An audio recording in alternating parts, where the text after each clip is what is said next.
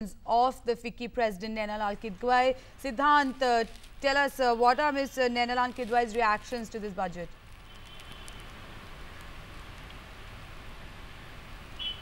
Well, Priyanka, the biggest financial event of the year is over, and with me is the president of FICCI to give her reaction. Ma'am, welcome to Doordarshan News. Ma'am, my first question is your reaction to the budget. How do you perceive it as? I think the budget has been a pretty responsible budget. The fears we had was that it could have been a lot more populist than it in fact has come through as. Expenditures have clearly gone up, so to that extent there is a degree of realism and populism that has come through.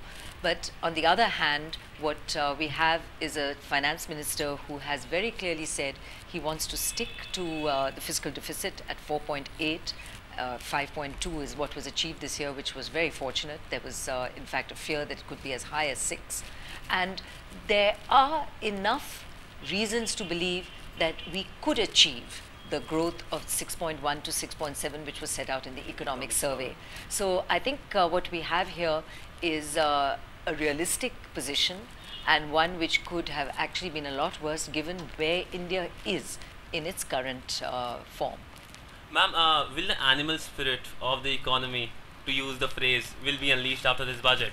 I don't know if a budget is enough, but the budget has said a lot which will need follow through in terms of policy. So we have got in the budget focus on investment. I think even the overarching statement the finance minister made that growth is central, that industrial growth within that is important, and the only way we can achieve equity and benefit down to every level of society is by having growth and industrial growth as well. So within that, I think it's quite important to recognize that the government does not see the messages of development and growth as in any way being contradictory to what we need to do for every level of society. So if you start with that premise, then clearly the urgency with which we have to bring growth back is there both in the economic survey and here. And a recognition that we need to do something about it is here. So what the budget then goes on to do is very specific measures which are helpful for investment, like the investment allowance, which we at FICCI had asked for accelerated depreciation investment allowance, but we didn't really believe it would come through. So that's a plus. 2 years. It will, at any rate, for those who are sitting on the fence, pull it forward, that they will go ahead with investments now rather than delay. Ma'am, your view on taxing the super rich, people earning more than 1 crore a year, what's your view on that? So that's the finance minister says it's about 42,000 odd people, so it's not a big number of people that are impacted. From FICCI's perspective, we had said don't tinker with tax, it's not necessary. What you get is going to be so small compared to what it could do, and I fear it's doing, which is the stock markets are riding down, because my concern was that measures to tinker with tax at the edges spook markets, because you want continuity in behavior and treatment, and stock markets don't like this kind of behavior. Over my 30 years I've seen that. Sidhant. And that's really, I think, one of the reactions to a budget which is otherwise balanced has been more around that. What is the impact of this corporate tax increase, the surcharge? What is the indication of a tax on the wealthy? After all, it is the same 42,000 people who are the players in the stock market. So, and 10% is not a small amount. So, were these strictly necessary? I would say no. It was certainly FICCI's recommendation that he not, because it could spook the markets, which I think is what is happening, that it was important that at the end of the day to stay the course of ensuring that we have much more tax as in the numbers that pay taxes. So we do need to take tax to revenue and revenues up as a percentage of GDP, but do that by widening the tax base, not by increasing the tax rates. Ma'am, the budget also talks about a specific forming a bank, a women's bank, and a Nirbhaya fund.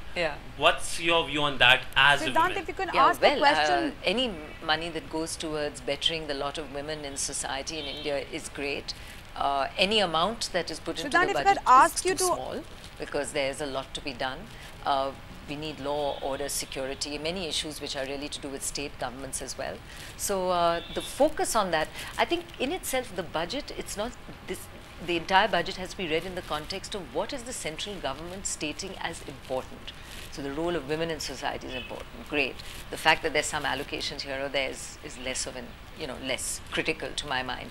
The fact that the energy debate is it's there. Government is looking at what we are doing in oil, gas, energy, renewables, wind, waste to energy, Sidhant, all of these sort discussion in the budget, which tells me that ask you to get a the reaction next thing, from which is the policy us coming in the studio out of the from ministry Ms. is Kidwai. important. In fact, at roads, it even went a step further and announced the road regulator, which is again important. Stuff which need not be in the budget, but really lies outside Priyanka, of it. Saying something. All right, Sidhant, our guests in the studio actually want to get some reactions from Ms. Kidwai on the budget. If you could ask her specifically, what were the demands that the industry made and how many of those were met in this budget? And also about the interest subvention scheme for the short-term crop loan, which is now going to be extended to the private banks when they give out that loan at 4% interest rates. How is it going to impact the banking sector?